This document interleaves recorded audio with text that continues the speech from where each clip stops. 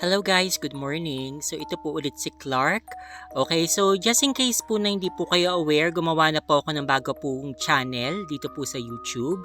Nag-decide po ako na mag-start ulit ng bagong channel since may kaka-issue po kasi dito sa Dalson's Books. Pero same pa rin naman yung content na ina-upload ko po doon, mga kwentong kababalagan pa rin. So syempre may mga aswang, may mga engkanto and all.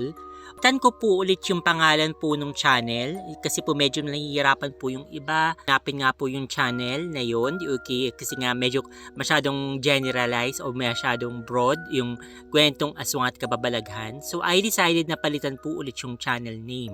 Ang bagong name po ng channel ay Spooky Dolls Filipino Stories. So yan, mas madali na po siyang mahanap since very distinct po yung pangalan niya.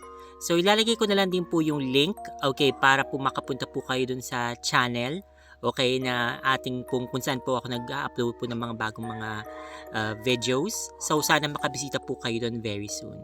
Yun lamang po, salamat po sa patuloy po sumusuporta sa akin. Okay, maraming salamat po. God bless.